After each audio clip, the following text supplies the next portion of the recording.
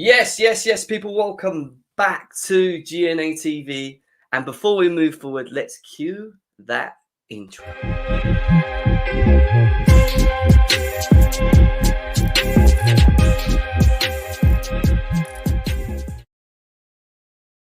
Yes, people, welcome back to GNA TV. I hope you guys are well, wherever it is that you may be around the world.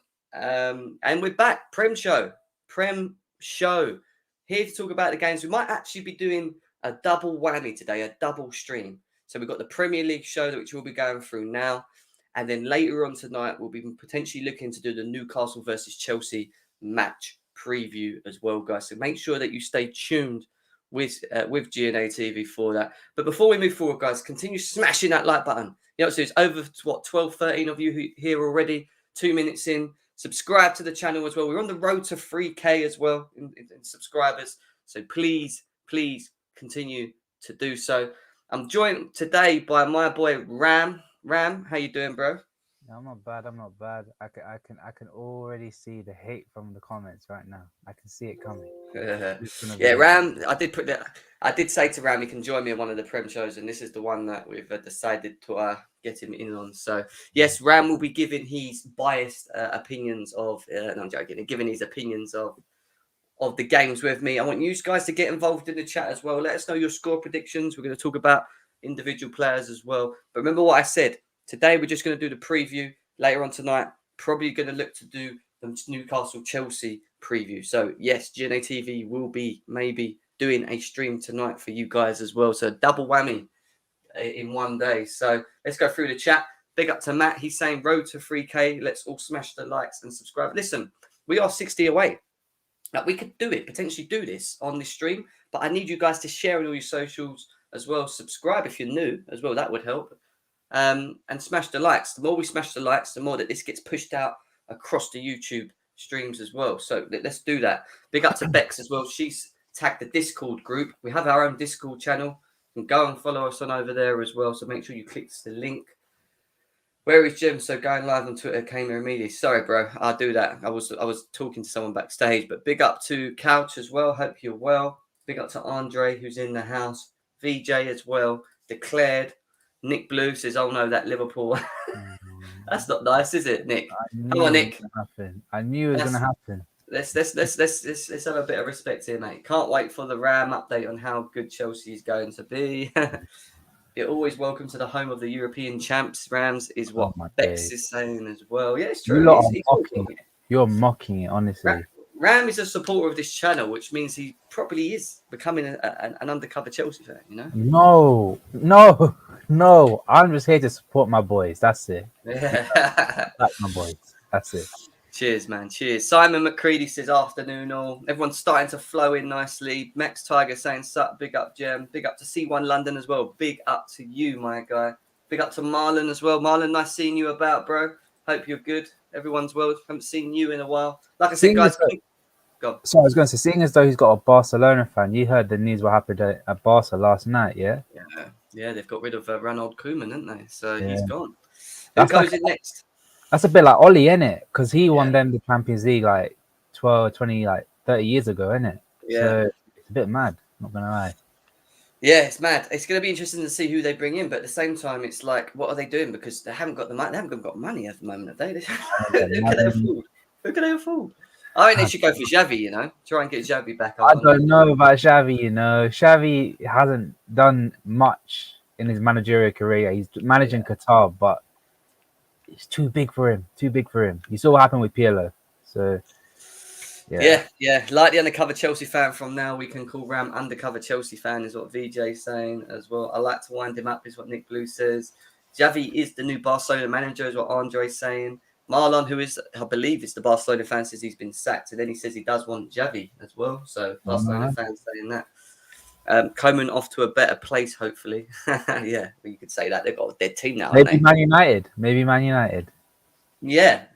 Well, who knows what's going on over there? That's one thing that both Chelsea and Liverpool can agree on. Actually, seeing the fire that's burning over at Man United, it's quite nice to see in it. It's very, very. We just keep adding it. especially when they have Champions League Varane, one of the Yeah. GOATs, Cristiano Ronaldo, and the greatest creative winger of all time in Jadon Sancho. It's nice to see it. It's nice. Yeah, they ain't got no excuses now. We know in the past they always had an excuse about how they can't do this. Or I used to call them excuse FC. They always used to downplay things. Now can't downplay anything. They've got they've got the squad, bro. They've got you paid the money. You paid money. Paid a lot of money. So exactly. Marlon says the fact that we sacked Koeman before Oli sacked Man United says a lot about United. To be honest, that's facts actually because he's been in there for a while. But all right, guys, let's delve into it. We are going to be talking about Premier League Week 10. Premier League Week 10, match day 10 of 38. And what a banging game to start off with for me and Ram to go through. Leicester versus Arsenal, both sitting next to each other, played 9, both on the same points, and they've got the exact same standings. They've got 4 wins, 2 draws each, and 3 losses each. In terms of goals for, 15-10. And then in the goal difference, Arsenal's is a lot more worse off. But if you look at Arsenal's form, Ram, obviously they've won 3 and drawn 2. As with Leicester, they're slowly looking like they're coming back into form again. Obviously, with their recent 2 wins, they've got a draw and obviously a loss. But they are at home as well, and we've seen what they've done to Man United. But at the same time, Arsenal can put in a performance. So where are you going with this? It's an interesting one, isn't it? Yeah, it's very interesting. If it was like a couple of weeks ago, I would have said Leicester will be losing this game because Leicester were in a very good run of form. Nothing was really working for them. And there's a lot of question marks over Brendan Rodgers, but now that United came and helped them out in a sense because now they're doing all right now. They got through the quarterfinals of the League Cup via penalties, but they didn't play a strong team. But Arsenal are also in a good run of form as well. Like, they beat Aston Villa, which I don't think a lot of people would have expected that to happen. But then again, Leicester always had the number on Arsenal, and I feel like it's going to continue. So I'll go for a Leicester win. What? By what? What are we saying? 1-0, 2-0? What are you going for? There's going to be. I think it's going to be a high-scoring game. I think it's going to be 3-2. Yeah, and you know what? Marlon's right there. Lots of interesting games. I did actually look at the fixtures list for this weekend before I went live. It's some big games to be spoken about. Couch is saying 2-1 Foxes. Like I said, people in the chat, give us your match predictions as well. Let us know what you think the scores are going to be. Who you think may even score the goals as well. Leicester to win it. Daka on the score sheet is what Bex is saying as well. Daka's starting to find form, isn't he? Rams at the right time for them, scoring some goals now. Yeah, absolutely. He's starting to become a little bit more clutch now. I think he scored against what's it called, Brighton in the League Cup last night. I'm not sure, but he's starting to get in a good run of form, and he's very, very pacey, very physical. He's going to cause a lot of problems for that Arsenal defense, and we'll just have to see if he's clinical enough to get a goal. Daka to ruin Arsenal's evening. Yeah, it can happen. Look, listen, I'm a firm believer that if Leicester play their game and turn up in the right attitude, they beat Arsenal all day for me. I think they are a better team than Arsenal on their day as well. And I think Arsenal can cause them problems. It wouldn't surprise me if Arsenal win 1-0, 2-0, honestly. But then for me, Leicester would have had to have been very poor or not at the standard that we know that they can be. And I just don't see that happening anytime soon. You have to look at it, Jem. If you look at the starting 11, who has a better starting 11? Like, if you did a quick combined 11, I'll pick Schmeichel, Pereira, Soyuncu, and probably Gabriel to an extent. Like Johnny Evans. I'd say Johnny Evans. I don't know if Johnny Evans is fit. I think he's injured. Right. Yeah. Well, if he was fit, then you'll pick Kieran Tierney, and then you pick Ndidi, Maddison, and probably Tielemans. Tielemans, obviously. And then up front will be Jamie Vardy, who's Aubameyang, and maybe probably who's their right wing? Someone like that. Yeah. I know what you mean. I mean, they do. I think they outweigh. I think Leicester's squad is better than Arsenal's. I think Arsenal have an okay squad, but if you look at it man to man, I think I'll probably pick the Leicester squad over the Arsenal squad. Arsenal fans would agree with you. Would disagree with you. Well, you think so, other than Igal, he thinks is as soon as you say things like this, Igal gets offended. But big up Jem and Ram, smash the like button, guys. Let's continue doing that. There's over 25 of you here, 9 minutes in. That's nice. Thank you for tuning in. But please hit that like button and subscribe as well. Leicester 3-1. I think it's going to be I think Leicester are going to win. I think they're in a good bit of form. I know Arsenal are playing very well in the last 5 games as well, but I just think if Leicester do wake up, I think it's going to be a 2. I don't think Arsenal will score. I think it could be a 2-0 or it could maybe be a 3-1, like what Andre's saying there. It could be an absolute wipeout if they turn up, but who knows? Hit the likes as well. If we look at just quickly as well while we're at it, if we quickly have a look at the Arsenal squad, because I think their top goal scorer is where is it? Here we go. I think their top goal scorer at the moment is actually Aubameyang, Aubameyang, yeah. He's played eight appearances, scored 4 goals, only 1 assist. But what surprises me the most, Ram, about this is that Nicolas Pepe, who they keep banging on each and every season, is going to turn up and be this player that he was over at Lille. He's had 6 appearances and only 1 assist, no goals. And you look at Gabriel Martinelli, who you know yourself, they used to bang on about constantly when he's fit, he's the man. 4 appearances, no goals, no assists. Like, you know, Martin Odegaard's played 7 and scored 1. I'm trying to find Lacazette. He's only scored 1 goal out of 4 as well. So they're really struggling, aren't they? I mean, all right, Emil Smith-Rowe's he's played pretty much every game, 2 goals, 2 assists. So yeah, it's not impressive, is it? Really? Like, it's the old saying: you never win anything with kids. I know people will make fun of Alan Hansen for saying that, but he does have a point. You need experience in and around the squad. Your best players cannot be a bunch of youngsters. You know what I mean? Like you look at Liverpool. Our best players obviously Mo Salah. Chelsea, your best player Kante. You could even throw Jorginho in there if you want to. At the moment, Edouard Mendy. You look at United. Their best player is Bruno Fernandes by a mile. Look at the experience he has. And you look at Arsenal, they go bang on about Bukayo Saka and Emil Smith-Rowe, and I think they're very talented players. But for them to be your best players is not good to go into a season like that. No, where is Saka? No, that's Lokonga. Where's Saka? He's over here. Where is he? He should be a lot. Let's get him up because he is the most. If you remember rightly, because we had this argument with Arsenal fans, they were banging on about how good this guy. I like Saka, don't get me wrong, but how good he's going to be, better than Greenwood, better than Mount, better than Foden. They're not great. I mean, at 9 appearances, 1 goal, only 1 goal. I'm looking at his. It's just that his shot accuracy, 31%. I mean, it's just hearing stuff like oh, they're going to be top 10 players in their position, and it's just stuff like that. Is like how can you say that? Because one, you are a mid-table team. There's more of a chance of James Justin being a top 10 player in his position than what's his name, than Bukayo Saka, because he plays for a much better team. Yeah, it's just they like to go bang on about their their players. I know they're not in a good moment, but I don't understand why they come up with stuff like that. Yeah, his close control. Like I heard Emil Smith-Rowe's close control is amazing. He can get his out of positions. Do you know who else did that?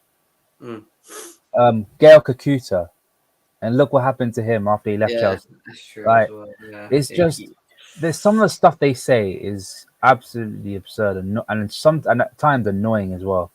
Well, looking at Leicester quickly because they haven't been in great form this whole season, and I'm trying to see who their top goal scorer is. And obviously, Jamie Vardy has played 9 games and scored 7 goals already, 1 assist. That is what you call a striker actually in great form. But he never seems to shock people, does he? Each and every season, Rami. It doesn't matter how old he is. He always seems to have put the numbers down, doesn't he? Especially at this early in the season, 7 goals.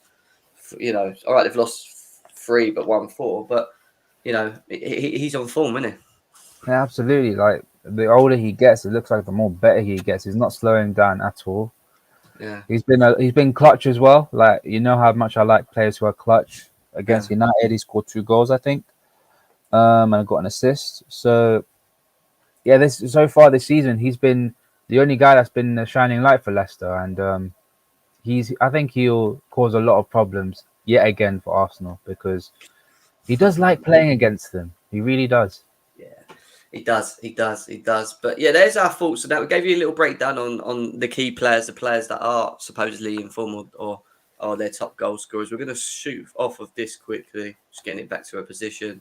We're going to head back to the fixtures list. Obviously, guys, continue smashing the likes, isn't it? Over 30 people here, 15 minutes in. Thank you very much for tuning in. If you are new here, please subscribe to the channel as well. We're on our road to 3K. We will be doing a giveaway once we hit the 3K as well. So make sure that you stay tuned with GNA to get involved in that. I've opened up the wrong one again. So there we go. Right, let's get the fixture list up. Right. So moving on swiftly from the Leicester game, we have next the Watford versus Southampton game. Both sort of at the latter end of the table. Watford sitting in 14th, played 10 points. In the last 5 games, they've won 2, lost 2, and drawn 1. And with Southampton, they've lost 2, drawn 2, won 1. They're 2 points behind Watford. Obviously, Watford being at home, Rams. Who wins this? Because obviously Watford are surprising me because I just keep thinking they're just going to go down eventually, like they're going to just drop off. But at the same time, I look at Southampton and I see, like, obviously we played them twice now. They're not a bad team. I know you don't really rate them too highly, do you? I rate the way they play football, but it's not sustainable with the players that they have. Like, the players aren't that great. The centre backs aren't good. They obviously lost their best centre back in Yannick Vestergaard to Leicester this transfer window. They've got some brilliant young players. Livramento obviously was a Chelsea academy graduate. Adam Armstrong's a very good little player. Che Adams can be dangerous at times, but it's just getting that consistency, which he finds it difficult to find. Yeah.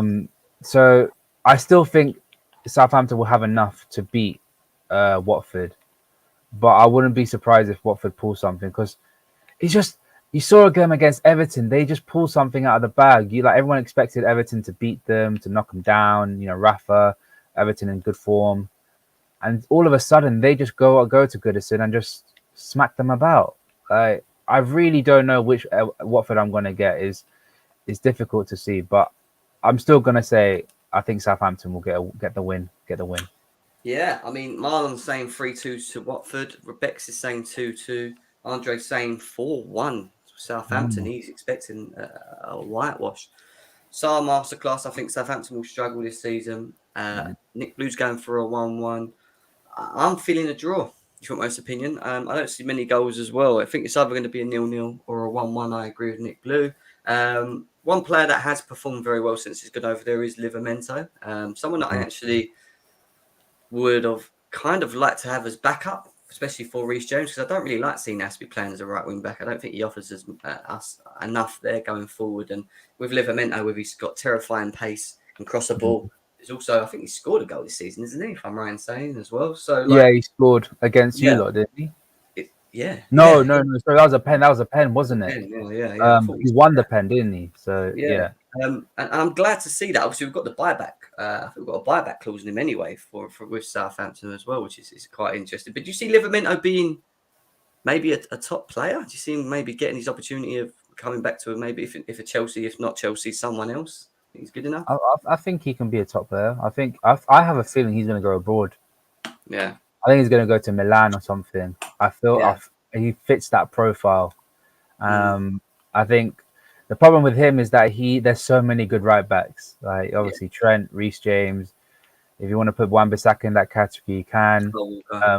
Matty Cash. Like he's no longer English, but he's Polish now. But there's so many good right backs around. I think if he wants to make that step up, he has to move somewhere abroad. And Southampton's the kind of place that's like.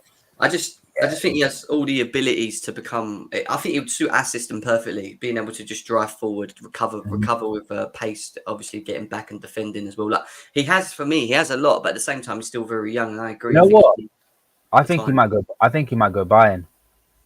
I think Bayern will be a great place for him. Like he's talented. Bayern has started to go towards the youth policy now. They've started to change them. Model around, starting to go for a lot more youth players to. Do you know what? It wouldn't surprise me if he'd done a Davis. You know, like how Davis was so good when he just went to Bayern Munich and he was just done. It wouldn't surprise me if they signed him and they managed to get him to play. And especially with the likes of Pavard, who's just starting to he's getting injuries all the time, and they're bringing this guy. I think his name's Krunic, and he's okay, but he's not at that level. Yeah. No, I hear that. I do hear that. We are going on to the next game, and it's Rams' beloved Liverpool. Rams's beloved Liverpool against the Brighton team, who have been in great form. Let's not lie about it. I mean, they're sitting there in, Liverpool sitting in second, obviously a point behind Chelsea. They've won 3 and drawn 2 of their last 5 games as well. 1-6, drawn 3, and they're the only team in the Premier League to not have lost a game yet still, which is pretty impressive. I'll give them that. You never know. And then you go to the Brighton, who are really surprising me, because at the beginning of the season, I thought they were one of the teams that were going to go down. I'm not going to lie. Sitting on 15 points. I'm a bit in the mud there, but 15 points. Played 9, obviously drawn 3, won 1 and lost 1. And obviously Liverpool at home. I mean, Ram, do you worry about this Brighton team, even though they have been in great form, or do you just think that you're going to do what Man City did to them when they played them the other day? I'll tell you what, if they go into this game sitting back, they're going to get pammed. They are going to get pammed. I feel like this season, the only way to get at Liverpool is to play against them, like play proper football against them. Yeah. Not playing anything stupid like playing a high line or anything like that. But if you want to beat us, you have to play football.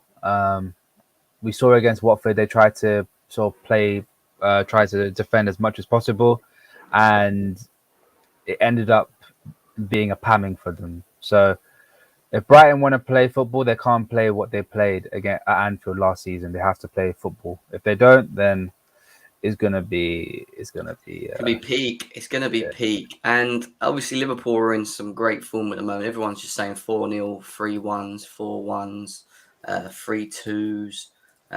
Wolves, Seth, one big up to you, because I've seen you in the chat, bro. He's saying 2-1 at Brighton. Good vibes. Liverpool amazing strikers have carried them problems ahead. Well, you say that, but it looks like the AFCON might be cancelled. 2-0 is saying QNTV.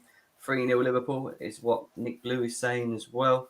Salah with a hat-trick and Firmino with one. I mean, actually, do you know what? Someone I actually want to talk about is Firmino, because he hasn't had the greatest of seasons the last couple, has he? Let's be serious. He's been very non-existent in many ways, a ghost. But this season he's starting to slowly find form again. Do you agree? I think he started to.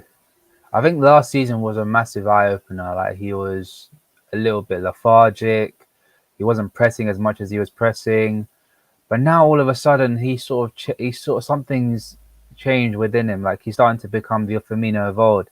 I think those last couple of games against Porto and Watford, where he got a hat-trick and 2 goals, really done his confidence a lot of good. And now we're starting to see the Firmino that is linking up play, trying to go past man and everything like that. And I think the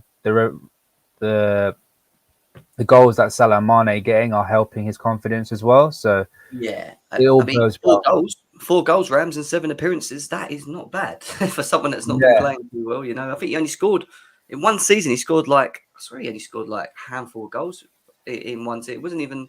How many goals did he score last season in Premier League? Is it like 2 or something? Something stupid. No, I think he scored about now, because end of the season he sort of like came back and started scoring a lot of goals, like quite goals. I think Man United was one of them. Because I remember him going through a period where he hadn't scored a goal for like games. I'm talking about like 10 plus games. He was just I think last season, I'm looking at the stats right now. Give me a moment. Last season he got. I mean, 9 goals. 9 goals, yeah. I mean, look, he's already on 4 already, and he's only 9 games in. I do expect him to be in double digits this season, and I think that the most important thing that Liverpool have managed to find going into this season is the flow that Salah, Mane, and Firmino had back in, obviously, when you were so successful in winning title as well. Because if you can get them free ticking up front, especially Mane, who we know did have the greatest of seasons as well, then you've seriously, the Premier League seriously got a problem. And to look at Sadio Mane, for example, he's, if we look at his stats, I think he scored, it just said there, 5 goals, So, 9 appearances, 5 goals, 6 wins, he's on good form again. He's finding his feet. And then you've got the man himself, Mr. Mo Salah, who, if you look, is, where is he? Where is Mo Salah? There he is. His record's just ridiculous, isn't he? He just gets better and better every year, doesn't he? 10 goals, 10 goals in 9 appearances. He's actually scored more goals than what he's featured on the pitch as well. So exactly, and it's not even that. The assists that he has as well. I think he's got about 4 or 5 assists. Got How many 5 assists? assists. There it is. Yeah, 5 assists right there. 5 assists already. How many big chances has he created this season? 7. Big chances he's created 7. Yeah, 7 as Like well. he's becoming the all-round player. Like I said it on the terrace so many times. Something's changed. So his game has changed. I've seen it in preseason. His game has changed to something different, and I said he sort of turned away from the Ronaldo mode and turned into sort of like Lewandowski, starting to become a lot more of a team player. And look, everyone's talking about him being being the best player in the world. So Yeah, no, I hear that. I mean, Marlon's saying that you did struggle against Chelsea, but the one thing I would say, Chelsea and Brighton are 2 different teams, especially at Chelsea that we know have defended very well under Tuchel and conceded very limited goals, as well. So it's probably a bit of a chalk and cheese in that answer but I tell you argument. what, you did defend well in the second half, but in the later ages of the first half, when you scored that goal and when we peppered you, Mm. you conceded a goal, or you conceded a penalty. So See, a penalty round, not a goal. We conceded a penalty. I I mean, remember that. a I'll penalty be is honest with you, though. I do think we would have won that game if we had 11 men on the pitch, only because I don't want to delve on it too much, but in that first half, you've done what I expected you to do, which is press high, win the ball back. You had chances in front of goal, which you didn't take as well. And then we got that goal through Havertz with the header. And then after that, it was like we were very... Every time we played the ball to the front three, there was a number of times where it was 3 against 2, and it just looked like we would eventually maybe get one more chance. We might put it in the back of the net, and we were defending well enough to contain Salah, Mane. I can't remember who else was playing at the time as well, but we were doing enough. Do you know what I mean? We was doing enough at the time to maybe contain us, which is a hard thing to do, especially at Anfield. I think I think not playing Keita was a real surprise for me. I thought he would be playing Keita. I think the reason why we've been so much more potent now is because Naby Keita has been playing. Like he provides a lot more going forward than quite a lot of our players. Well, he's been injured, isn't he? He gets injured sitting on a plane and stuff. So it's not your fault. I mean, this injury was actual GBH. Like, I'm sorry, that challenge from Pogba was so stupid. I got so pissed when he did that. Like, that's true. That's true. He's not at the best of lucks, is he? Especially when he does start finding form. But I expect Liverpool to win this. 2-0, 3-0. I think Brighton will struggle against the bigger teams. I really do, and especially away from home. I just don't think, even though they're in such great form, I've said the same thing with Brighton. I'm waiting for that moment where you start seeing them slowly just drop back down the table again. That form goes. Gem, they didn't struggle against Arsenal. Oh wait, never mind. Yeah, it's Arsenal, isn't it? I think the midfield defenders, even Alisson wasn't good last season. Even scored an amazingly It was the last 8 games last season really did something. Like they just carried that momentum into this season. Yeah. Fair enough. We move, guys. There's over 40 people here right now, guys. Thank you for tuning in. I know you're all probably at work or listening in and that. Please smash the like button, subscribe if you're new to the channel as well. Remember what I said about earlier on today as well about potential double stream today. So we're going to do obviously the Premier Show, which we're doing now, and then we will potentially be doing the Newcastle versus Chelsea preview later on tonight. So make sure you guys are around. Different timings for GNA. We usually are an afternoon show, but we're going to try and start slowly. Maybe doing some evening streams when we have to. Obviously, I'm not around tomorrow, so that's why I couldn't do that. But talking about Chelsea, Newcastle, Ram, we are away to Newcastle, and obviously we are sitting top of the league, 22 points. 1-7 draw, 1 lost 1. Won our last 4 games, lost 1, which was Man City, which I was at. And then you look at Newcastle, who are in such a dire form. Yes, they've been bought over by a new owner, but obviously Bruce has left them. Caretaker manager in. They've drawn 3 and lost 2. Haven't won a game in 5.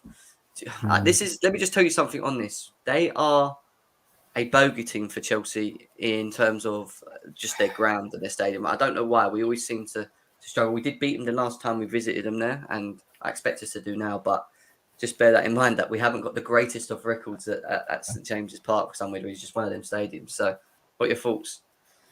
I don't care if it's your bogey skating. You're gonna win. I'm sorry. You are miles ahead of them. I don't, and I get it. They're in a lot of they're in good morale because of the ownership. But you saw what Tottenham. If Tottenham can beat them at their stadium, you can. Like you got a lot more quality players. Apparently, Timo Werner may be back, which will only be good for you. Lukaku possibly maybe back. I've been hearing a lot of rumors. Yeah, no, he's gone. He won't be back for this game. Oh, he won't be back, but still, you got Timo Werner, you got Kai Havertz, you got all these players. You're going to be just fine. Yeah. There's nothing to worry about. City is EPL faves, and only other team who might be chances. Chelsea agree that is what Wolves F1 is saying. Big up to him. LFC has maybe a chance in the UCL is what he thinks this year in terms of Liverpool. Makes sense. Yeah. Right. The team that scores except barring last season, the team that scores the most goals ends up winning it. Yeah. So Bayern, Liverpool, Madrid, and then Barca. Yeah. Listen, we've got 25 likes, over 50. We're on our way to 60 people here with us at the moment. Can you please get them likes up to 40, guys? I know you're here streaming, listening to us, but while you're sitting there, just smash that like and subscribe if you're new to the channel. Like I said, we're on a road to 3K. Massively appreciate that. I'm going to give my prediction of this game. I'm not going to delve into it too much because, like I said, just later on, we'll probably delve into more of a preview of this game tonight. But I do expect us to win. I really do expect us to win, even without Havertz and Werner. We have no real excuse not to be winning these type of games. And I want to have a look at Chelsea and the squad at the moment, because the one thing I would say that we're doing very well, and this is why I wanted to bring it up, is that we are scoring goals all across the pitch. Antonio Rudiger's got one. Marcus Alonso's got one. Thiago Silva's got one. Ben Chilwell, who at the moment I would say is the best left back in the league on form, has scored three. Reece James has got two. Yeah. Reece James has got two. Trevor Chalobah 2. Jorginho 1. Mateo Kovacic. No, sorry, he hasn't got one. He's got none. Sorry, Mateo Kovacic has got 1 goal. Pulisic, who's been injured, has got 1. Mason Mount's got 3 with 2 assists. And then obviously Kai Havertz has only had 1 goal to his name. And then I think that's pretty. Timo Werner's got 1. Lukaku's got 3 in 7. And Callum Hudson-Odoi has got 1 as well. I mean, the one thing I would say is, even though we've brought Lukaku in, and he at the moment I think he is our top goal scorer based on the number of goals in the Premier League, which he should be. We are finding goals elsewhere. So even though the fact that we haven't got Romelu Lukaku playing in this squad, having Timo Werner back if we do, Kai Havertz is slowly finding form for me. Callum Hudson-Odoi is looking more effective as an inside forward. And obviously Mason Mount, who got his hat-trick as well against Norwich, is hopefully starting to sort of find some form as well. We should have enough, shouldn't we, Ram, when you look at the amount of goals that are being scored? It should be a technicality, honestly. I think it might be like a TKO situation. Like you guys are so much more better than them. I think if you did a combined 11, it'll be all Chelsea players. I don't think any Newcastle player will get into your team. Maybe Alan said Maximin on the left, but who plays on the left? Mason Mount. I think Chelsea fans will take Mason Mount, obviously. So yeah, I'll probably say I don't think it's going to be a humbling. It's going to be a 3-0 win. 3-0 win is what Ram's saying. Guys in the chat, let me know what your score predictions are for Newcastle versus Chelsea. Nick Blue is saying 2-0. Marlon is saying Chilwell over Shaw, and that's facts. I'll probably say on form this season. Yeah, that's probably true at the moment. But not better than Robertson, though. Well, I would say even he is on that basis at the moment, on form. Nah. The max he can get is par, not better. Well, on form, can you not just accept that maybe he's doing very well? 3 goals, 2 assists. Yeah, he's doing very well, but Robbo is the best left back in the world. Well, hey, that's nothing to be ashamed of. Like Chilwell's performing to on par. So where would you rate Chilwell then? Huh? In terms of best left backs in the league, where's Chilwell at the moment? Top 5. Would you put him second? No, because I can't put away the fact that Shaw has been performing a lot longer than Chilwell has. But on form, he's second. Yeah, on form, he's second.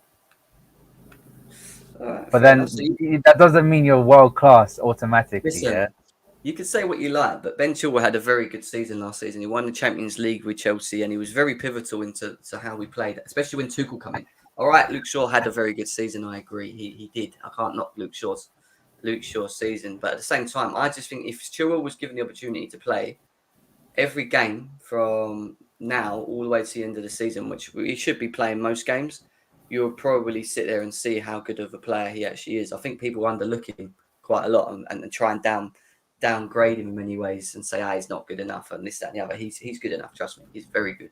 He's a good defender, man, but he's not the best.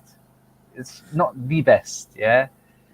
You have to perform him for a very long period. It's like Edouard Mendy. Right now, Edouard Mendy is one of the best goalkeepers in the world at this moment in time. In world-class form. But you can't put that... World-class. Not world-class, not yet. But you can't say, he's better than this player because he's only been doing it for such a short period of time.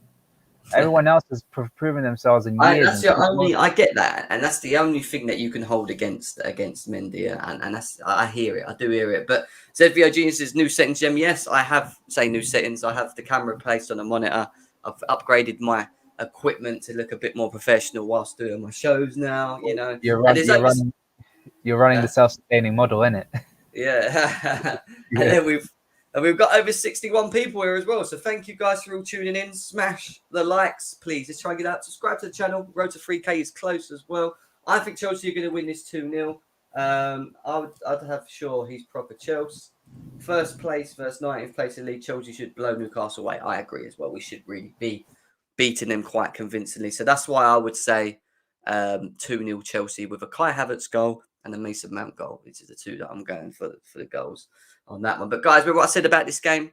Potential tonight, doing a preview on this game later on. Not tomorrow, tonight. DNA TV could be doing a show around 7-ish UK time. Just to let you guys know in the chat, we will be doing something. Is that correct? Is that the correct mic connected? Click the settings on. Yeah, it is. Can't you hear me? Everyone keeps saying it's really clear. Am I not clear, Ram? Yeah, you are, but let's have a quick look just in case.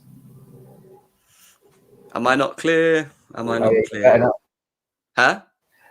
You're better now. And anyone, if you can hear a drilling, I'm getting my house renovated, so you're going to be hearing a lot of drilling in the next couple of weeks. Yeah, I apologize for that. Yeah. VJ's saying it's clear as well. All right, right, it's cool. Clear. It's clear. Yeah. All right, cool. Doesn't sound like it's the right one. Might just be tripping. No, everyone. You're the first person to say that, Matt. Everyone said it's really clear. I've had to send it to Redneck because he wants to buy one from me, so it must be working. It must be clear, mate. It must be clear. Tottenham is the only team not to draw any games this season. That ain't really a good thing, is it? That means they're losing a lot of games. They're not even getting any points on the board. But 72 people here, guys. Nearly 37 minutes in. Smash the likes. We are going to move on from the Chelsea game. But we'll be doing a preview to that show later on tonight, guys, like I said. So let's move. Because we have such good games this weekend to look forward to. Man City versus Palace. Obviously, City are sitting third. What they won? They've won 6, drawn 2, lost 1. Won the last 3 games, drawn 2. We're up against a team in Palace who have drawn 4 and lost 1. Only on 9 points. Still stuck in 15th. Not too far away from relegation as well. Ram, Man City at home. Is this one of them games where it's going to be like a 4-5-0 tonking, do you think? I think it could be not a tonking. I don't think it's going to be a tonking. I think not Zidane. I think Vieira is going to show a lot of spirit in this game. I think his team is going to show a lot of spirit. But again, City are City. City have got quality, like oozing quality throughout their team. So it's going to be a customary win. Like you against Newcastle, is going to be a customary win for Manchester City. Yeah, I mean, someone just asked me, does Pogba get in the Chelsea team? We'll get to Pogba later. We'll get to Pogba later. I think he's good enough. 2-1 City is what Marlon's saying. Haytham saying 3-0 City, easy win. 3-1 is what Afternoon Skills is saying. Big up to you, mate. Nice seeing you in the chat. Marlon saying 2-1 as well. Man City 5-0 from Chelsea fan. I'm going with a 3-0 City win as well. I don't see how Palace actually get anywhere. Like, I know they played well against Arsenal, but Arsenal and Man City are two different teams, and especially Man City at home. I just think they have too much quality. They possess too much quality to not get the job done. Nick Blue says 3-1. Matt said VO says 4-1 as well. JJ Bridge thinks 4-0. 4-0 he's going with on this one. It's going to be close. 2-1 Palace is what Z's saying as well. And guys, there's a lot of you in here. There's over 100 of you in here now. If you are new here, because I'm assuming you're all flying in because the numbers are going up too quick, just please make sure you subscribe to the channel, like the channel as well. We do a lot of these every once a week as well. Maybe we'll get Ram on when we're doing most of these if he's free and join me on these, and we can go through them as a thing. City 4-0 is what Payne is saying. And yeah, I think it's going to be an easy 3-0 win. We move.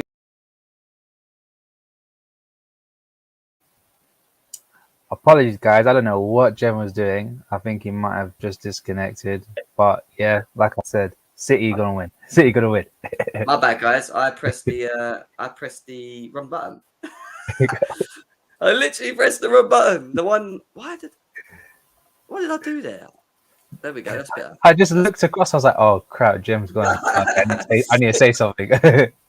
Bit of comedy for you guys. A bit of comedy. Me just clicking on the wrong button to leave as well. But let's move on swiftly because we are going to move into the next big game. I'll say big game. Next game of the weekend.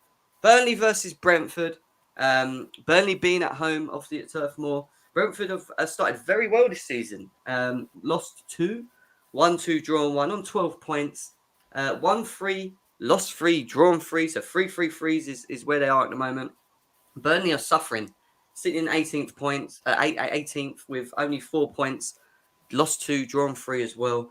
KJ will be going mad seeing this. He would love it. They've not even won a game this season yet, Rams. They've drawn 4 and they've lost 5. And how impressed have you been of Brentford as well, especially how they've started the season as well? Very impressed. Fun fact about Brentford, I live about 15 minutes from their stadium. So I do have a little bit of a soft spot for them. They're very shrewd team. They're not all like Leeds where they go all gung ho for everything. They can turn it on and off. So against Liverpool, they came at us. Against Chelsea, they're a little bit more reserved, a little bit unlucky not to score a goal. I mean, it was down to Edouard Mendy and the goal frame to stop them from scoring. True. So I've been very, very impressed with them. They've shown a lot of character, a lot of heart. And they just, whenever they feel like they can get an opportunity to score or to win a game, they go for it. And I think that's what all clubs should have, that mentality. They should, if they feel they have an opportunity to win a game or to get at a team, they should do it and not sit back and hope for the best. So yeah, Brentford have been very good. Obviously, a couple of really good a couple of players that I know of. Ivan Toney, I know of. I know about Sergi Canos. He used to play for Liverpool, part of our youth system. He's a very talented player. Just didn't get enough opportunities, but he's come in. He's done a very good job.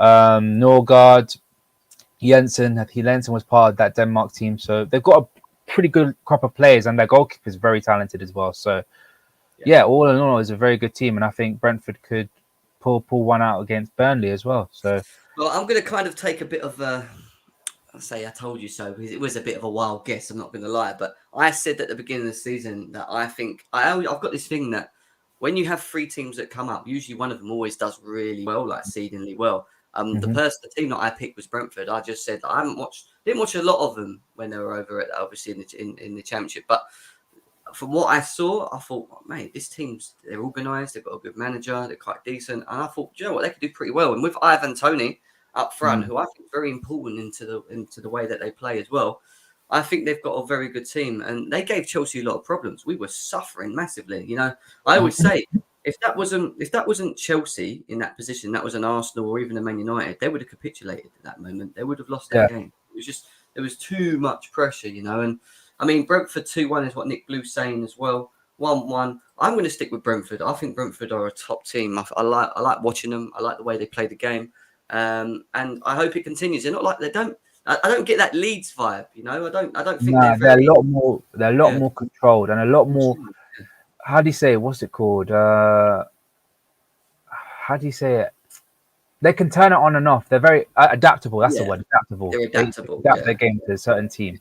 So don't get me wrong. The first half against Chelsea, I was like you know, when you're like looking in the bushes, like what is this? Like, yeah, I expected more from him. I was like, this can't be Mm. Brentford. This is too easy. Like, what's going on? I thought, like, you see them against Liverpool put 3 past Hughes. Like, they gave, they beat Arsenal. I think to myself, they've got to be betting this. Or are we making this too easy? And they came out in the second half and they gave Chelsea so many They gave you problems. grief. Yeah. They gave you grief. You I just think have. they gave us a harder time than they did Hughes and Arsenal, especially in the second half. They were just Yeah, really they were peppering the goal. They were absolutely peppering that goal. And like I said, if it wasn't for Mendy and the goalpost, they would have been walking away with 3 points. Yeah, facts. Let's move on anyway from that. And we move into a really interesting game. Saturday evening kickoff as well, 5:30 at White Hart Lane. Spurs versus Manchester United. Two teams that have switched positions most recently. Obviously, Tottenham have played 5, haven't drawn any, but have lost 4 on 15 points. And their recent run of form is they've lost 3 and won 2.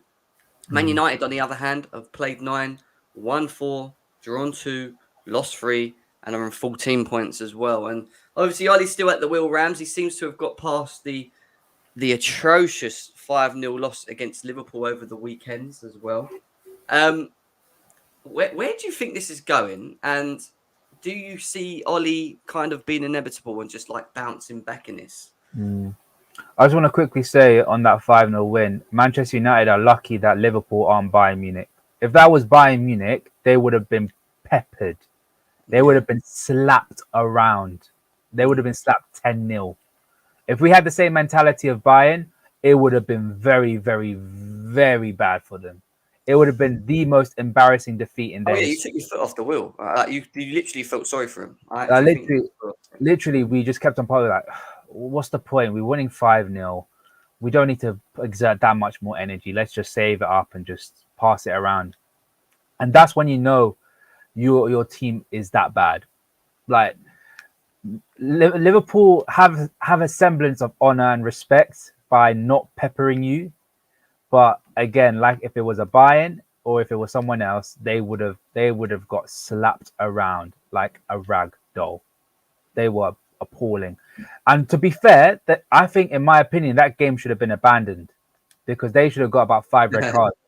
Like they lost their heads. Like Ronaldo should have got a red card for kicking Curtis Jones. Bruno Fernandes did a stupid challenge against Jones and should have got a second yellow. Fred should have got a red card for his high boot that almost caught Naby's head. Pogba got his red card deservedly.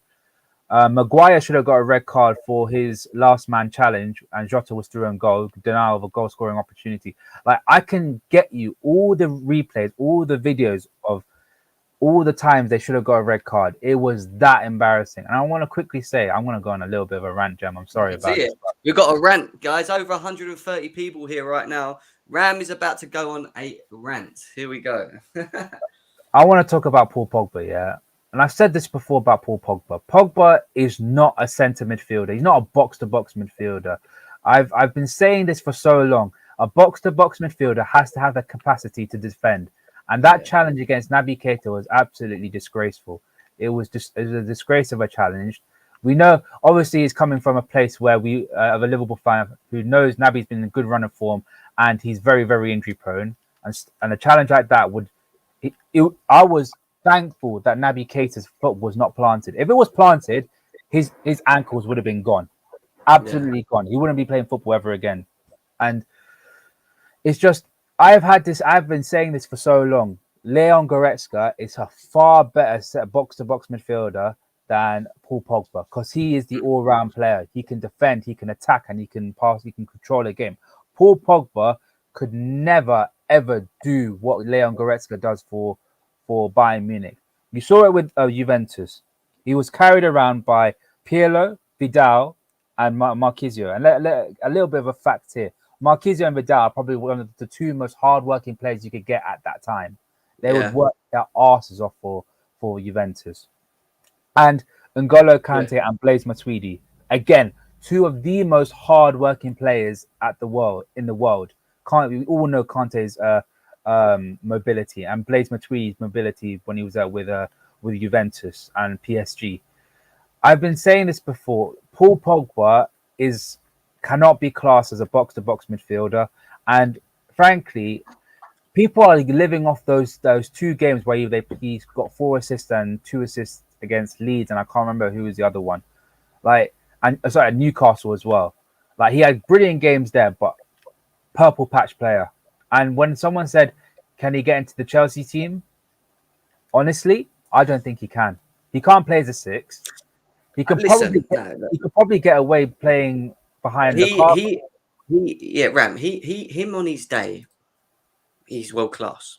There's no doubts about it. He's that good when he's playing at his best. And would I take him at Chelsea at this current moment? I think he could be used, especially with the fact that we have Kante, Jorginho, and Kovacic. I think you could use a Paul Pogba in there, give you something completely different in terms of going forward with the ball and his distribution. For me, the thing we miss the most is creativity, and I think with Paul Pogba, it gives you a lot of creativity, and I agree with the box-to-box thing. Don't get me wrong, he ain't the greatest defender, but what I would ask Paul Pogba to do in my team, if he was playing for me, is to get on the ball as much as possible and be progressive with it. Play to your strengths, because with the ball at his feet, you can't get the ball off that guy. Do you know what I mean? He's very good with the ball at his feet. I think he's a very, very, very good player. My thing is, if he is this world-class player, you need to do it consistently. Like, you can't be going into games playing as one of the best players in the world, and then the next game doing something as stupid as he did against Liverpool. Like, I hear that. There has to be an element of, look, I do not doubt his ability on the ball. His abilities on the ball is one of the best, if not the best, as a midfielder. But I'm sorry, when it comes to playing football, you need to have an element of consistency. Goretzka comes in and does the job for Bayern at such a world-class level. Like, he does. People would want Goretzka in his team. Like, I would love to have Goretzka in my team, like, as a general in midfield. But with Paul Pogba, my main issue is you have to be doing it continuously and consistently on a regular basis. Yes, you can have a couple of games where you're not at it, but you have to own that world-class tag, and he just doesn't. And look, the problems with the United is just more than just the play. Is more than just Ollie. It's the players as well. The players. There's a sense of players not listening to their manager, which is not a good sign for any football club. You have to respect what your manager is. Whoever it is, you have to respect what they want to do on the football pitch. And they just don't do that. And that's a sign of a very, very badly run football team. Club. I mean, you look at Paul Pogba this season for Man United in the Premier League. He hasn't scored any goals, obviously, but he's assisted 7. He had that crazy game where I think he put 4 assists in, didn't he? It was his first game of the season, wasn't it? If I remember, he done something mad. But he is, for me, a very good player. I agree with you in terms of the mentality of the individual, being aware. But to be honest, at that point of the Liverpool game, I think it was so gone past. Like, I don't condone his actions and what he did. I don't. But I think it's to the point where the players were just not ticking. There's a lot of sort of big name players, high profile players on that pitch that are probably stressed out of each other, looking at each other, pointing fingers at each other. And they've had that moment. And it happened, but don't get me wrong. Paul Pogba is a top player, and I mean, if we look at Man United as well at the moment, obviously they've got. Let's get back from here. What we're doing. If we look at them further up the pitch, obviously Edison Cavani's played 4 and he's not scored any. Anthony Martial's he's played 5 times this season and he scored 1. Marcus Rashford's slowly come back in. I expect Marcus Rashford to have a big part of Man United this season. Obviously 2 appearances, 1 goal. Mason Greenwood's playing quite well, 4 goals in 9 games. And then obviously they've got Cristiano Ronaldo, who has scored 3 goals in 6 games. But just quickly, before we go back to Tottenham, obviously the game. Wait, what was the stats for Ronaldo again? Sorry? 6 goals in 3 games. Okay. Sorry, 3 goals in 6 games. What I'm talking about. 3 goals in 6 games, and 2 of them were against Newcastle on his debut. Yeah, exactly. So, he's not on the most great. I say he's scoring goals, but he's just not on the most great. But in terms of Cristiano Ronaldo, do you feel that Man United, the way they play, is affected by Ronaldo? Because we saw Callum on the Football Terrace saying that he thinks if Ronaldo plays against Liverpool, then Liverpool will win easily, and it's partly to do with the not getting back, the not tracking. In the Premier League to win these type of games, you need a good system. You need 1 to 11 running around, pressing well, and doing what the manager's told him to do. Do you think he limits them a bit? in many ways. To an extent, yes, they do, but it's weird because if you had a system where you can negate that, then cool, you can do that. But with what Oli wants, Ronaldo is not the striker that he needs. Is more he needs a pressing striker, and Ronaldo doesn't offer that. And I kind of feel sorry to an extent because I don't think he wanted Ronaldo. I think it was a PR move by the club. But you've got one of the best players in the world, one of the best strikers in the world, and it's not an excuse. It really isn't.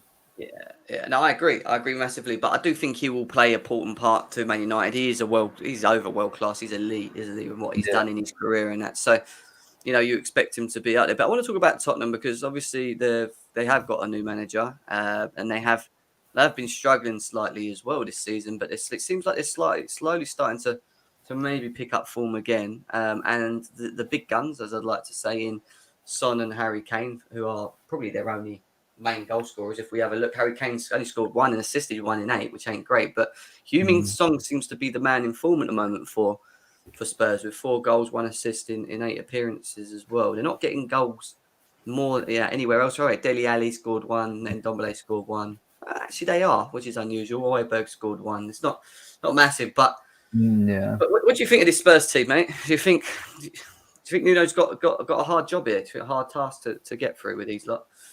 I think it's very hard, especially with what happened in the summer transfer window. Like, obviously, there's no surprise, there's no shock. Harry Kane wants to leave. He had to go into a situation where he had to sort that out, and now he has to go in and rejuvenate Harry Kane. I still think Harry Kane is going to be a shadow of the player that we saw 4 or 5 years ago. I think his head's, I want to say he's officially gone, but subconsciously he's not there. He's not there. Yeah.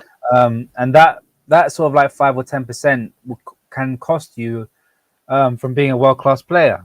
And it's going to be difficult for Nuno. I think, especially when the fans want him out straight away, I think it's really harsh to want someone out after just 8 games. Excuse me. Yeah. But what are you going with the score then, Ram? Tell me, what do you think's going on with this game? Do you think it can go either or? Do you think Man United will bounce back? Do you think Tottenham will continue their form? I think Man United will bounce back. I really do. Just another thing. You can see the contrast in performances between Heung-min Son and Harry Kane. And the real difference is Son's contract is finalized, it's done, everything's done. Harry Kane's isn't, and his situation is still up in the air. So it's a massive factor in both players' performances in the last couple of months. But again, what do you think about this comment here? Harry Kane not being world class, he's a top player. That's Abs saying no. He's been world class. He has been world class. Can you be world class without winning anything? That would be my question. Yes. A prime example for me is Totti. Totti never won a lot, but he was still a world class. Didn't he? He won something. He did win something, but he was still a world class player. Like, every team wanted him in the world. You can't denounce a player for who they play when they perform at the highest level and perform on a consistent basis. Harry Kane is a world class player. The only player that has ever been ahead of him has been Lewandowski. Even at his peak level, I still pick Lewandowski over him. Yeah. But that says a lot. Lewandowski has been the best striker in the world for the last God knows how long. Lewandowski's the GOAT, man. I think he's well. I'd love to have had Lewandowski at my football club. Honestly, he is the type of player that I would have wanted. But in terms of scoreline, what are you going for? I think it's going to be a 2-1 win. I think Man United will win 2-1 just about. And the only consolation about the Lewandowski thing is that my manager made him.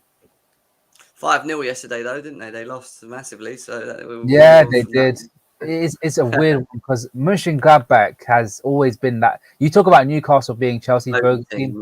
Gladbach is Bayern Munich's bogey team. I don't know why, but yeah. It's a weird... and declared saying a lot of people in the chat today. There's still over 129 people here. Thank you very much for tuning into the channel. If you are new here, get them likes up, guys. I just had a look. We're not even at 50 likes yet. We've over 100 people in. Please smash the like button. Let's try and get as close as we can to 75 likes. Subscribe, because we are now 50 away, which means we've got 10 new subscribers today. Thank you very much for subscribing. We're 50 away from 3K. Once we get to the 3K mark, we will be doing a giveaway which will be on our Instagram page. And you can find the Instagram page in the description below on this on this show. So if you click the description below, you have my link to Twitter, and obviously you have the link to the GNA Instagram page as well. So go and make sure you follow us over there. I think Man United are going to bounce back. I think Ollie is inevitable. I think he will, in many ways, build a team that will do enough. I think Ronaldo will score. I think Rashford will score. I think Tottenham will score. But then I actually do think that Man United will win 3-1. I don't know who scored the last goal. Maybe Bruno. But I'm going with a 3-1 Man United bounce back is what I'm going on as well. Big up to the Clares here. Hit up. Give away Rams to Chelsea is what Nick's saying. 2-0 Man United, and they will easily make top 4. They just going through a tough period, and they may change their manager, is what Z's saying.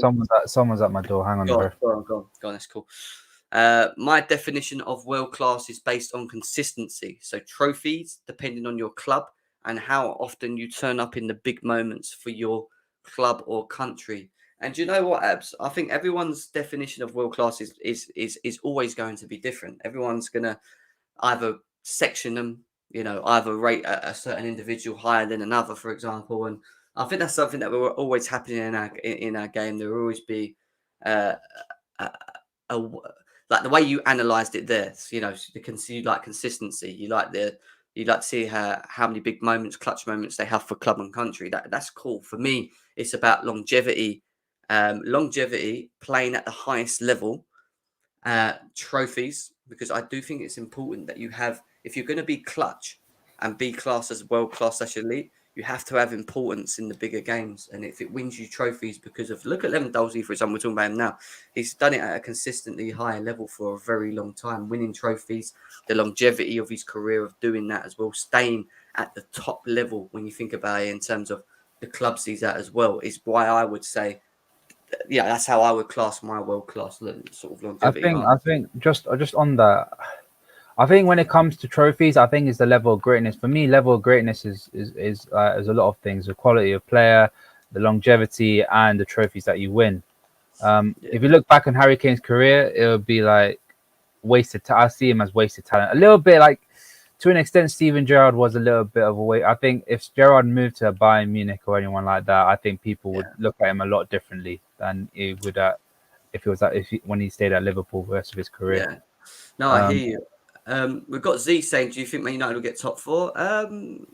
I had them, Liverpool. Yeah, I had the 4 of us, Man City. Yeah, I do think that Ollie can still get it done. I know he's had having bad moments, but they do know how to bounce back, and they only need to get onto a bit of form again and win a couple games, and they have the players to do that. Let's just not lie about it. To forward, push themselves up. So my answer to that would be yes. Getting good stats doesn't make you world class. It makes you top class. World class players turn up in big moments. Kane doesn't do that enough for me.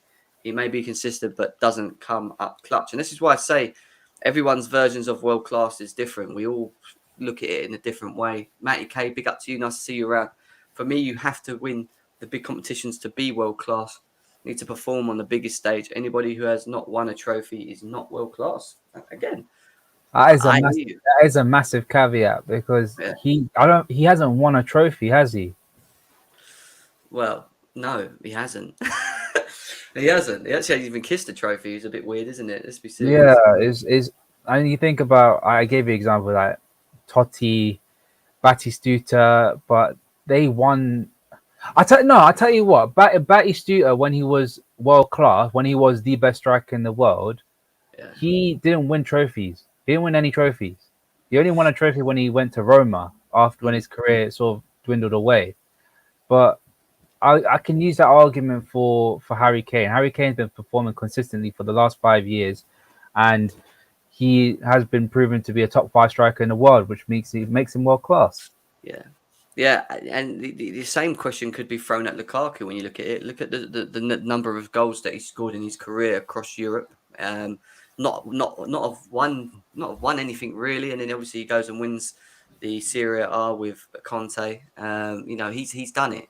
For me, Lukaku's up there as one of the top five anyway, at least in terms of goal scorers in the world. In goal scorers, I'm talking about. Yeah, not their overall game, but goal scorers. But we move anyway. We're moving on to Norwich versus Leeds. Obviously, we slapped them 7-0. Their goal difference is taking a hit in -21. They've not won a game. They've drawn 2, lost 7. They've lost 3 out of their 5 games as well, drawn 2. They're only sitting on 2 points going into their 10th game.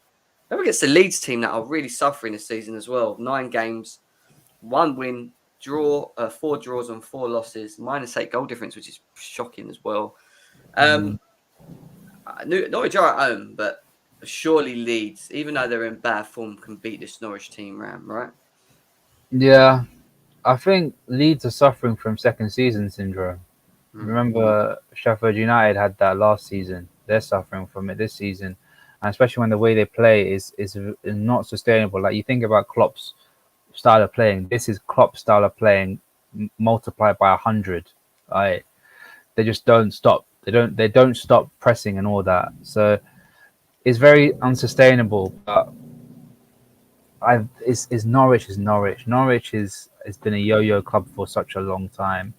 And I don't know how they got up, to be honest. I don't even know how they've got to where they are. Yeah, they win the championship, but they go straight back down. It's just a team that is in that limbo phase where like once they're too good for the championship, but they're not good enough for the Premier League. It's weird to say it, but is one of those, and they've always had that problem for such a long time. And yeah.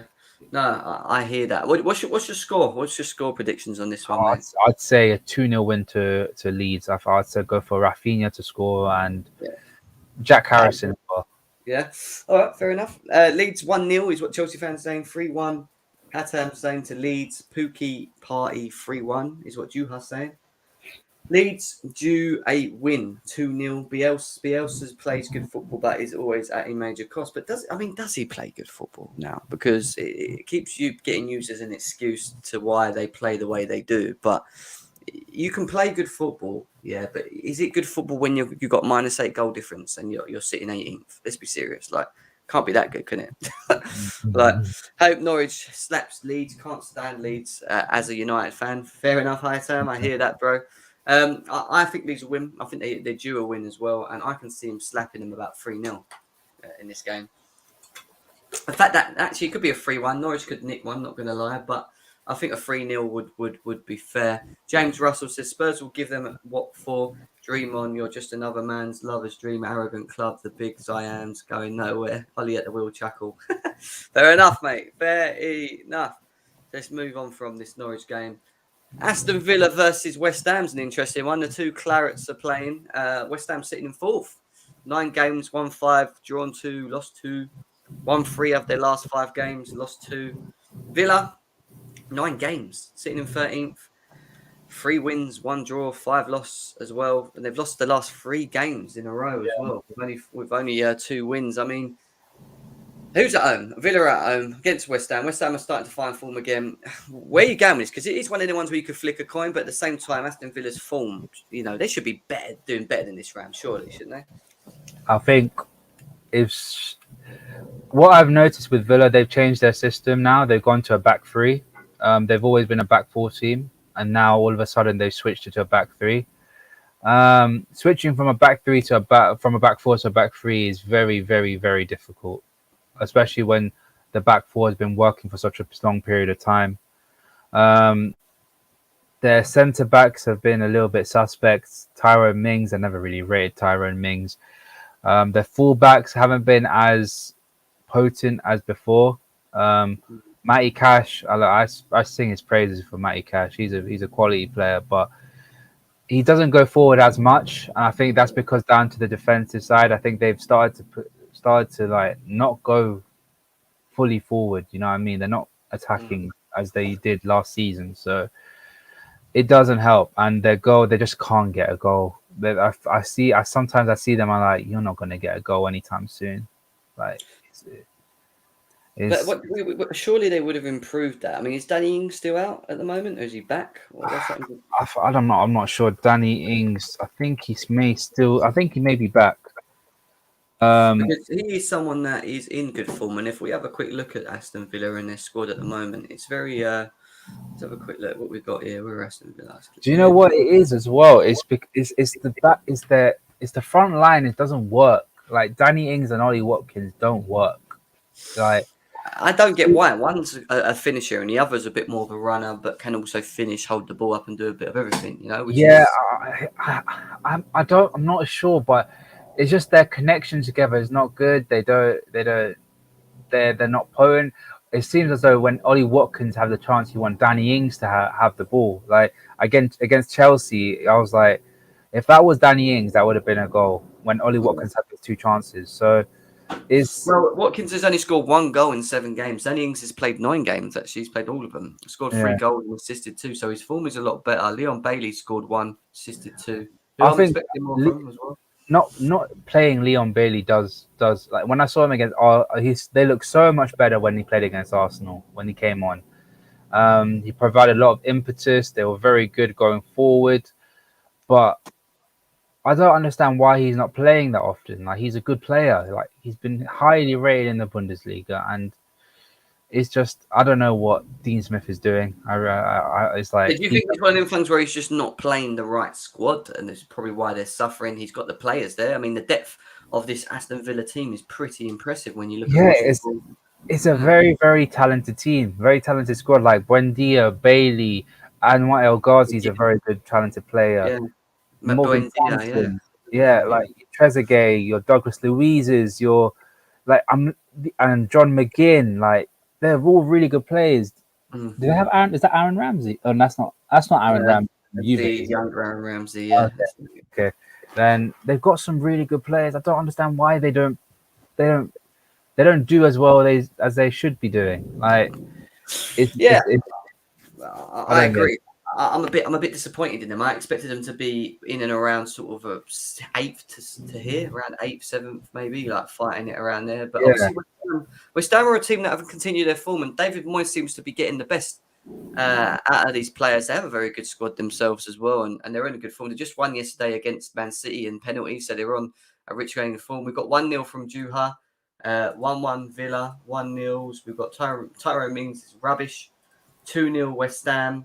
0-0 draw, no goals is what JJ Bridge is saying as well. And in talks of West Ham, how important is Antonio to West Ham? He's massively important. Like he is their go-to guy. He's like a bit like Tim Cahill when he was at Everton when David Moyes was there. He's the Tim Cahill of West Ham. He's so important. And I just want to throw a little bit more shade at Arsenal. West Ham squad is a lot better than Arsenal Football Club's squad. Just saying right there, it is. Like you think about the players they have, they've got Jared Bowen, Said Benrahma, Mikel Antonio. It's an interesting squad with Cresswell, Kufal, Bonner Diop. They brought Zuma in as well, Craig Dawson. These are very good players. These are very, very good players. And I feel like I'm going to go back. I'm going to go back to Arsenal. Noble, Lanzini, Souček, Rice, Vlasic, Bowen, Benrahma, who, Yarmolenko. These are all it's a decent squad, isn't it? These are very, very good players. And they're internationals as well. And I'm going to go back to Arsenal again. I'm sick and tired of hearing them talk about their club. Is their team? They have a good squad. They have a decent.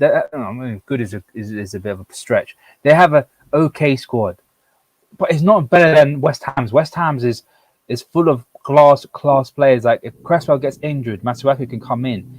If Soufal gets injured, Fredericks can come in. If Jared Bowen gets injured, Pablo Fornals can go in. Like the squad is so much better than people give them credit for, and it's just I don't get it. I really don't. Well, Said Benrahma scored 3 goals with 2 assists. Mikel Antonio 6 goals, 3 assists. He's on rich form. Jared Bowen's got 1 with 2 assists. Souček's got 1 goal, 1 assist. 2 goals for Fornals as well with 1 assist. They're They're fine. I like West Ham a lot. You know, funny enough, in my family, I haven't told anyone this, but Mm. my mum's a West Ham fan, and my dad's obviously the Ah, Chelsea. So if I wasn't if I wasn't a Chelsea fan, I probably would have ended up being West Ham. But Abs, yeah, you can do what it was. Abs today had to sort of refresh all the mods because there was so many that were sort of inactive and been on for a while and stuff. mm. But yeah, I'm just just give us a can shout. I But also want to quickly say they have two quality goalkeepers as well.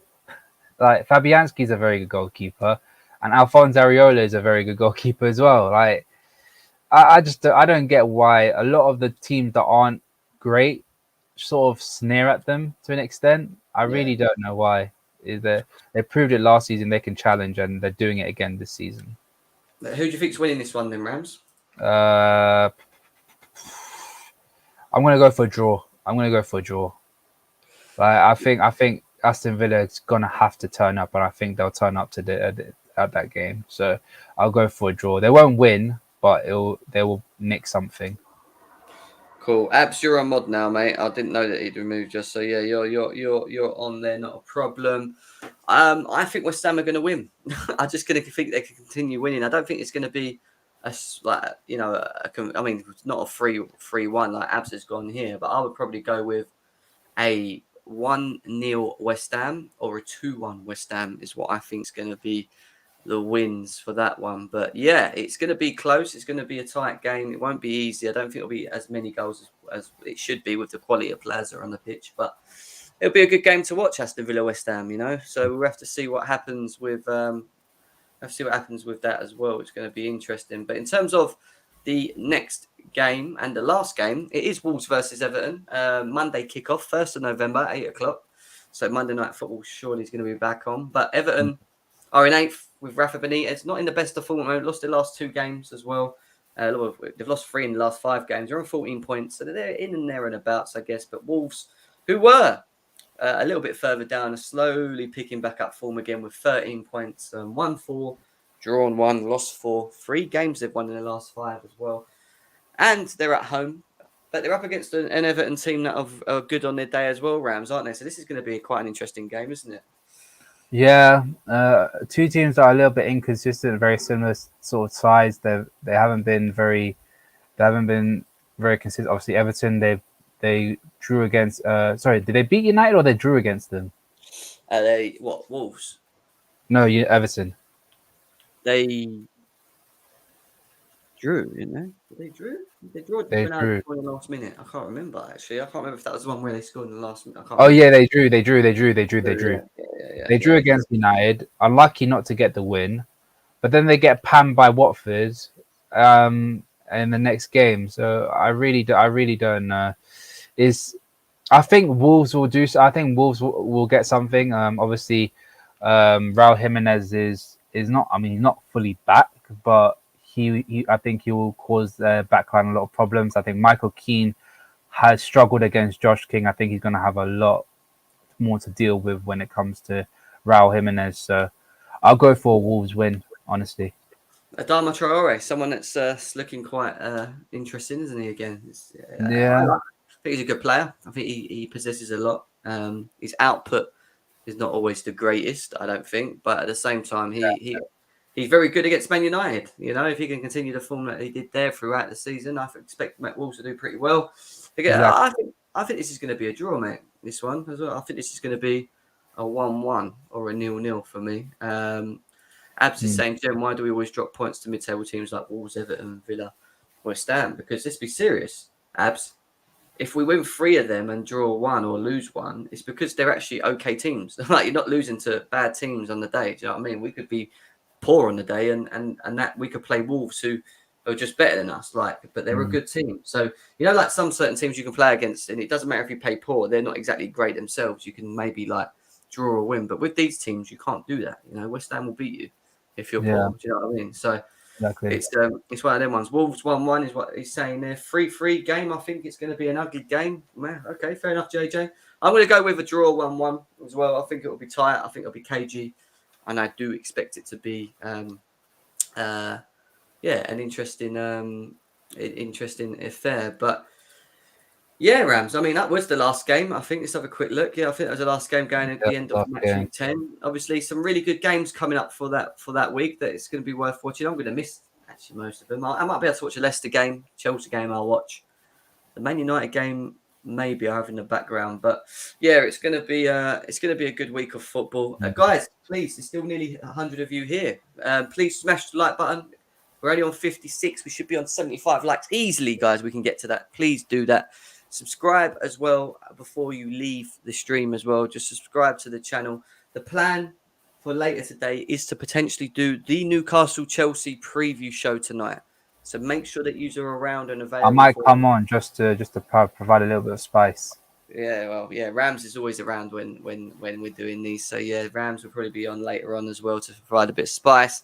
In terms of timing, it should be around 7 to 8 p.m. UK time. I haven't decided yet, but I'll let you know later, depending on how I get on as well. No, Everton 2-1, Adama Traore story as well. We're gonna get to that. Oh god. What I'll do, guys, for the last 10 minutes, because we are going to tie it up in 1 hour and 30 minutes, is I'll allow you guys to come in and have your say. If you want to come in and have your say, please do so. Brilliant. The link is there for 10 minutes, only 10 minutes, because like I said, we're going to do an open stream to you guys later on tonight after I've gone through my 20-minute preview a bit later. So the link's in the chat. If you want to come in, if you want to talk about any of these games, please do so. Yeah, save the Chelsea stuff for the stream tonight. Just talk about all the other games. Yeah, don't. Yeah. It's not trying to delve too much into the Chelsea game because we'll be talking. Like I said, we'll be reviewing that a bit later on as well. So, yes, if anyone wants to come in, links in the chat. I mean, Rams, talking about your club, Liverpool. There's been talks about the potential of AFCON not going ahead because of what's been happening in Cameroon as well. So. That's I mean, out of everyone, I mean, it would be good for us because of Mendy, but for you, I think more importantly, that's a big win. Our spine, I mean, not our spine, but our best players this season has been mainly African players. So Keita, Mane, and obviously Mo Salah is obviously going to help us massively. Doesn't mean we have to rely on like Curtis Jones playing left wing or even Harvey Elliott, who we don't even know will be back yet. Yeah, it'll just put a lot less pressure on the fringe players, and whenever we need to refresh the team, we can do it. So hopefully it doesn't go ahead. But yeah, it'll be good for us if it doesn't. Yeah, I agree. I think I actually thought you wouldn't challenge because of that. I know it was only 3 or 4 games, but if you look at the games that are played in January, one of them is us against Hughes, which is I think it's important at that point as well because you come out of December where you played so many games, and at that point we might still be top by only like 2-3 points. You know what I mean?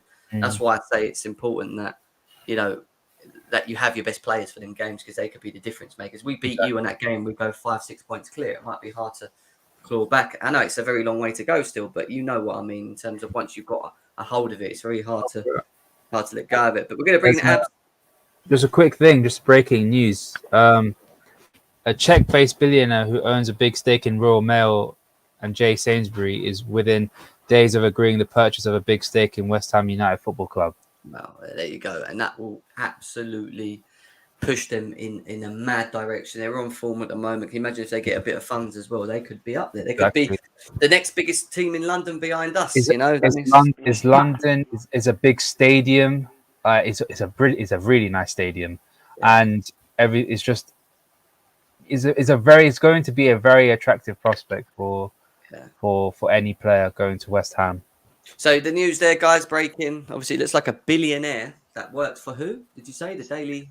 It said the Royal Mail, Royal Mail and Jay Sainsbury. Yeah, I don't know for sure, but it's basically a really rich owner.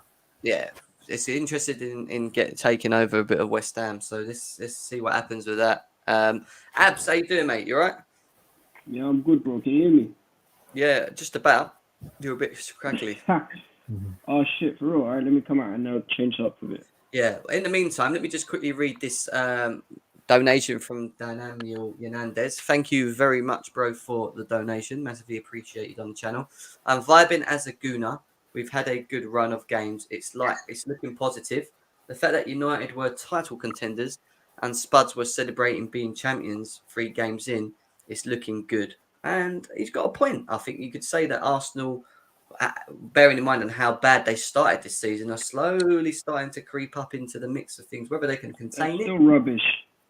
let's see what happens. But we appreciate that donation, bro. Thank you very much. But go on, Abs, what you saying? Arsenal's still dead, bro. They're not gonna make it anyway. They're sat. What's it called? They're literally what? This Mikel Arteta guy. They keep gassing up, saying, "Oh, we're gonna get top 4. We're gonna do this. We're gonna do that." They finished 8th, 2 years on the bounce. They're not getting anywhere near no top 4 business, no top 6. Arsenal will be lucky to make top 10, especially with the 2 frauds in Saka and Emil Smith-Rowe in there, and obviously a Boomerang and Lakabunda up top. You know, those 2 fraudulent strikers. And obviously, what's his name? And who's the Pana Gervinho on the right? These guys, they're finished. Tell me if they're going to get top 6 or top... They're not getting anywhere near it. Tell the Arsenal fans that, Abs. Tell them, man.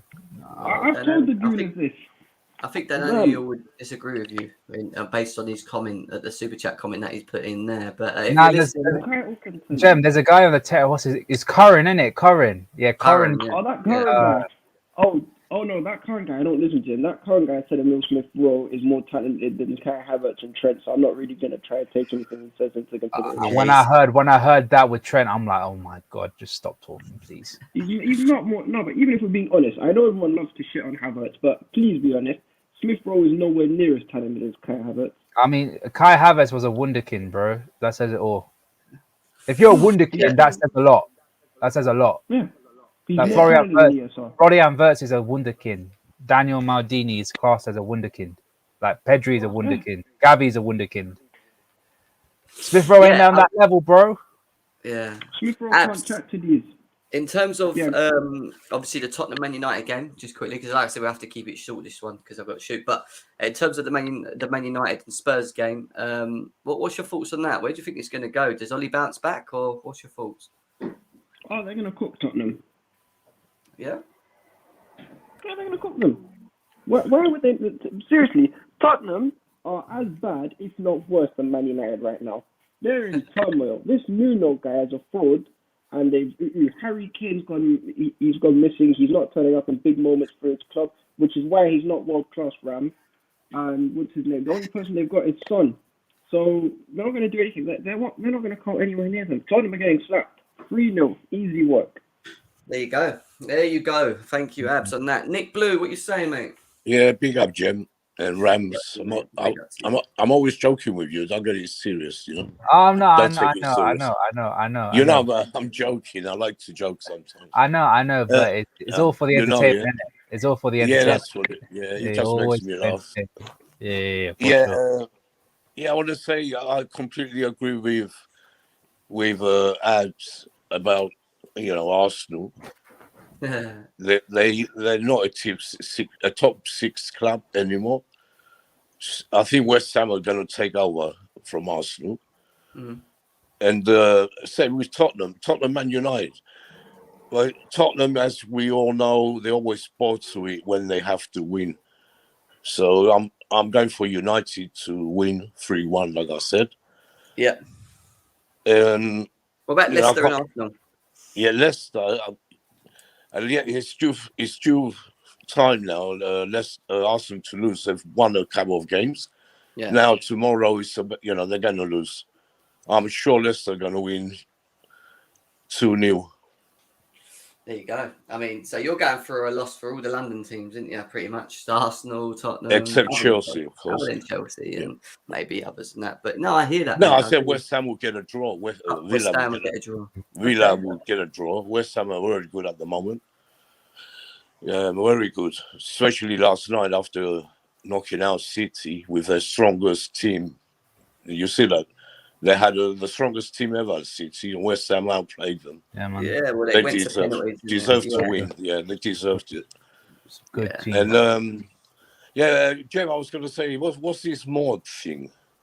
What is it's people that just manage to chat. Really, it's because we sometimes get some people that come in and be trolls. Really, just like Oh, You know, where they write comments that they shouldn't write, and they just basically. I'll explain it another time. Not sure. you just I just want to know what it is because Yeah, it's just something yeah. to do with the chat, basically. That's all. But yeah, thanks, Nick Blue, for that. All right, as cheers. well. Yeah, Cheers, okay, mate. bro. We're going to do the stream, maybe a stream later for Chelsea, Newcastle, Chelsea. I've said it already for the preview tonight. So if you're all around, you can come in. But Declared, what are you saying, bro? I'm saying don't make Nick Blue or Marty will ban everyone. The way I've seen him in this chat, the most aggressive guy I've seen in here. Who? Rightfully Nick so, Blue? Nick Blue. What you on Mr. about? Nick Blue. That's Mr. Nick Blue to everyone. Yeah, of course. I'm your uncle. Yeah. Don't forget. Yeah, I know. Have a bit of respect for your elders, man. Give everyone a spanking, a mod spanking. Declared, what's your thoughts on Arsenal, Leicester, and Tottenham and Man United? What's your thoughts on them games, mate? That's not on my mind, mate. To be honest, everyone here, good chats. That's why I'm here buzzing. That's why I jumped on. Tell everyone. I think the chat's gone off. I like that. But those games, I just spin it off my head. I think I said it before. I thought Leicester had a comeback against Man United. I think they were back, but beating Man United is not a big feat, as we just saw. So I think. Hey that's a man, pretty nah. Be your Rams. Take it down, buddy. All right, it's not a big feat. We just saw what we did. It's not. Beating United like 1-0 is not a big feat, but smacking them is a big feat. Smacking them the way we did, that's a big feat. We actually smacked them. We baptized. Yeah. You didn't say you guys tried. Look, with ease. So now that I say that, and I saw Leicester do that too. Did you say what Leicester did? Leicester beat him with ease as well. Leicester conceded 2 goals. There's a difference. But Leicester was out of form. Leicester was the underdog in that game. You guys were the favourites. And Leicester did it with ease too. And then you guys did it with ease. So I'm sure Arsenal is going to... I'm pretty sure Arsenal... no, sorry. Next Tottenham. I'm going to go there and probably do... It's going to be a draw at the Man United game, I reckon, because Man United will be so scared about playing anymore. They're just going to go back to Oli of catching 0-0s like last season and go back to that. Yeah, I do hear. What about the? You said what? So you said the Arsenal game, the Man United game. Who's winning the Man United game? Who are you going with? Man United. I'm going for a draw. Oh, draw. Okay, and what, the Leicester and Arsenal game? I actually think can't give Leicester props anymore. I think Arsenal will take that game. Fair enough. Fair enough. First supporter on GNA TV of Arsenal winning. That's fine, mate. We've got to have some sort of support. We have to have someone who's going to get it wrong. It was a very unbiased. Well, look, I got we're in a stage. We're in a stage where Arsenal are getting that hope back, that cockiness, and I want them to get up. The higher they get, the bigger they're going to fall, and I love when they fall. That's what they're going to fall. And I watch it all day.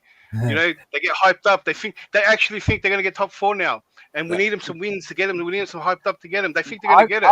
I've got a question for you, lot. Yeah, what's it with these Arsenal fans and just hyping up their young players? I don't know, man. Because they're their best players.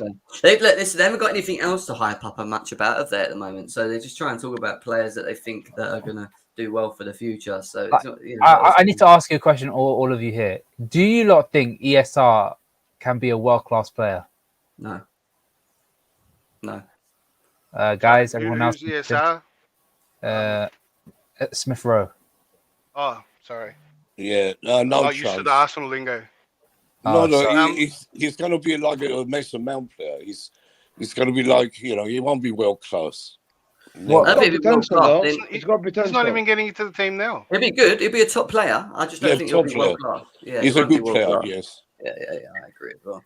Kazim, what are you saying, mate? Because we're going to finish off soon as well. What are you saying about Leicester, Arsenal, and Tottenham Man United? Hey, Kazim, thanks for making time from your gang meeting to come on Jem's show to Hi, mate. All right. Yeah, not bad, mate. Not bad. All right. I disagree with you on Ram regards Tottenham against Man United. I think it's going to be 1-1 draw or Tottenham to win. Because if you look at Nuno, he plays counter-attack football. And Man United can break team down. So I think the Tottenham will stay and the like of Son and Kane will pick them up. Look, my reasoning behind it, yeah. For you lot, it might be stupid. For me, it's real. Ollie Judge is real. It's real. It's real. It's It real for is me real. as well. Whenever they are What is real? What is real? The Ollie judge, the judge, Ollie where Judge. you put him down and he just comes back out of nowhere. You know what I Yeah. mean? Yeah, He just but- continues to do it. Ollie but Black Magic. you can't judge football like that, mate. You can't judge football like that. Football has been like that for a very long time. Look Been at like that what for a mate. long Arsenal time. did to you lot football- last season. Look, as I said to you, Nuno plays system, innit? He's a counter attack guy. He will stay, and the like of Son and Keane will pick them up. That's my opinion. I think Yeah. 1-1 or 2-1 to Tottenham. But it's Bottom though. It's Bottleham Hotspur. That's it. Say the team correct. Tottenham Hotspur. Yeah, Bottleham. Hey, Bottleham. Hey, Kazim, don't you think Solskjaer has that? He's a conservative in heart too, just like Nuno. Like they're both pretty similar. Yeah, that's why. That's what. Absolutely, you're absolutely right, Declare. That's why I don't see result for Man United, because he's himself his counter attack. So when he start to try to attack, to break teams down, he failed. That's why I can see Tottenham will pick them up.